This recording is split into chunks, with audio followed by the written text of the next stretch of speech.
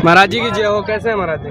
बहुत बढ़िया, आनंद मंगल। आनंद मंगल जी। महाराज जी, आप जिस देश में इसको नागा साधु कहते हैं? हाँ जी, ये नागा भगवान शिव का स्वरूप होता है, दिगंबर स्वरूप, जिसे नागा दिगंबर की उपाधि दी जाती है। दिगंबर का मतलब बिना कपड़ों? हाँ, बिना कपड़ों का भी कहते हैं, दिगंबर भी कहते हैं, नागा महाराज ज्यादातर कहते हैं। नागा महाराज के नाम से। महाराज जी, कितनी उम्र से आपने इस वेश को धारण किया है? जी, ये उम्र में 11 बरस का था तब बाबा बन गया हूँ। 2013 में संस्कार कराया हूँ।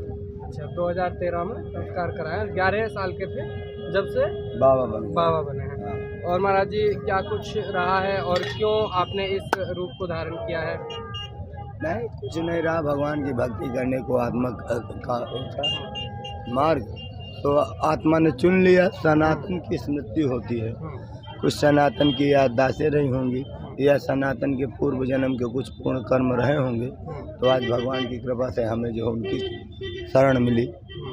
महाराज जी, अगर हम कुंभ आ रहे हैं तो लोगों को साधुओं का दर्शन करने चाहिए, आशीर्वाद लेना चाहिए, गंगा स्नान करना चाहिए, लेकिन आज के वक्त में देखा जाए तो यहाँ पर कहीं आंखों की बात की जा रही है, कहीं सुंदरता की बात की जा रही है। क्या कह रहे हैं? हाँ, जिसको जो स्मृति है, जिसको जिस वस्तु की स्मृति लगी, प्राकृतिक है एक वस्तु, एक सनातनिक है, तो जो प्राकृतिक का सुख और अनुभूति संप्रदायों की है, उसके लिए तो महाकुंभ के लिए टाइम नहीं है। और जो सनातन धर्म को मानता है, जिसकी सनातन धर्म की कुछ स्मृतियाँ हैं आत्मा में, जिनका पूर्व जन्म में कुछ पूर्ण फल बचा है, वे ही यहाँ आकर के अपने परिवार में सम्मिलित होते हैं। क्योंकि ये कुंभ का मतलब होता है सनातनी परिवार। वास्तविक हमारा ये परिवार है, हमारे ऐसी संस्कृति है, हमारी ऐसी सनातनी धर्म है। तो इसलिए जिनकी श्रद्धा भक्ति है वो लोग आते हैं, जिनको माया से मतलब है वो अपना वहीं रहते हैं।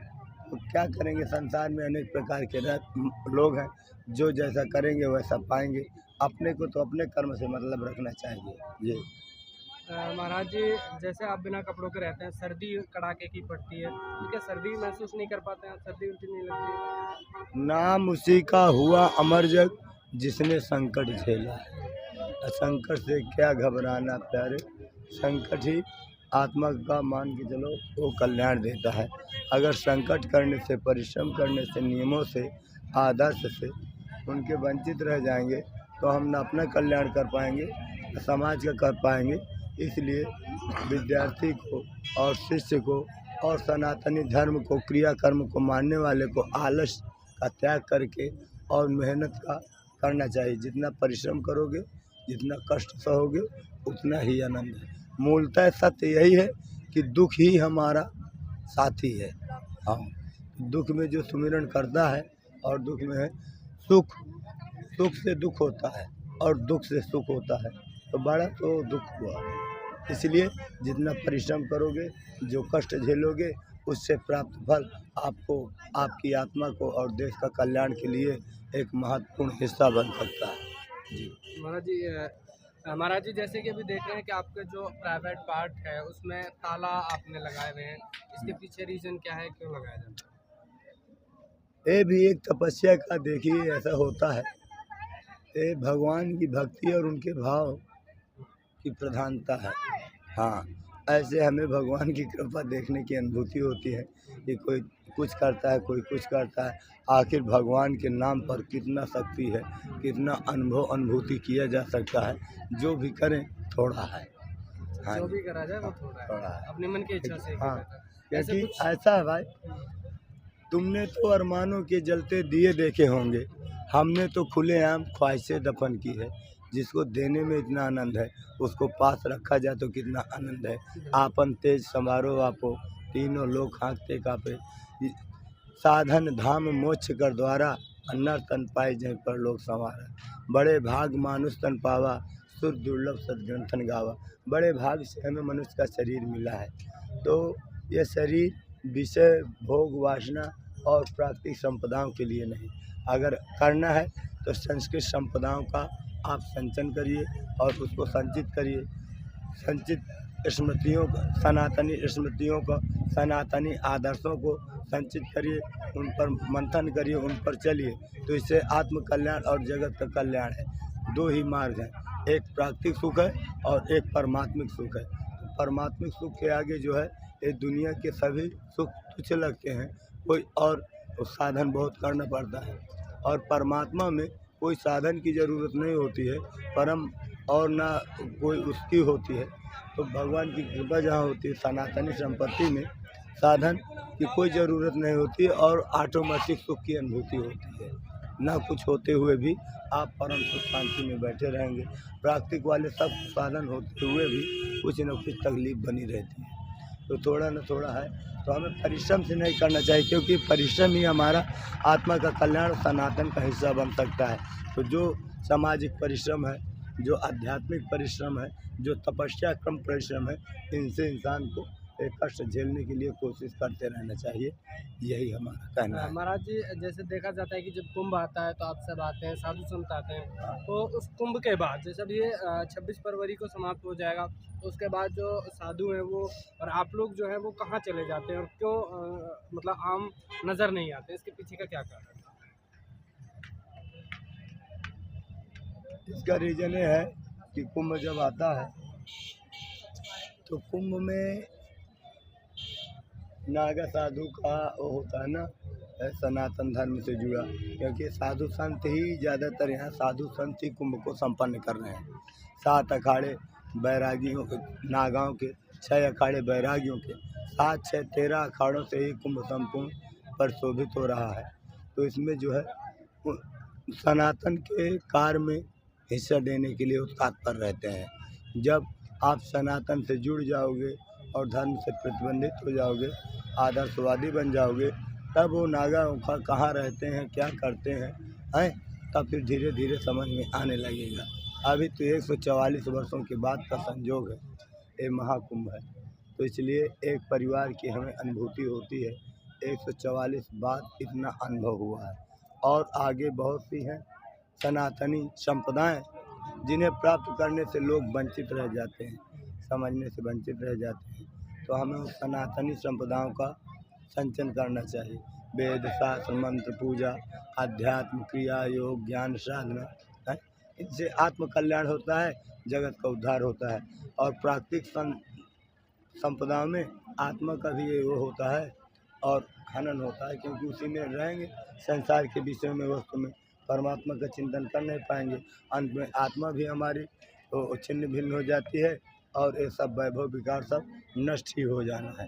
क्योंकि जब 84 लाख बार का हमारा घर परिवार वैभव नहीं दिखाई देता है, तो फिर इसमें क्यों मेहनत करें? ये कोई अजर अमर थोड़ी है, ये भी मिट जाएगा 4 दिन की चांदनी।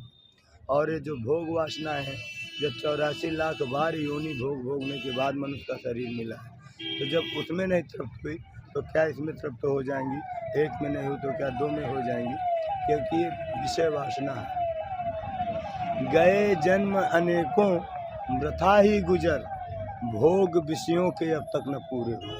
84 लाख योनि है, 84 लाख जीव हैं। आप अनुभव कीजिए, गए जन्म अनेकों वृथा ही गुजर, भोग विषयों के अब तक न पूरे हुए। क्या कोई ऐसी है जो भोग वासना न करती हो योनि?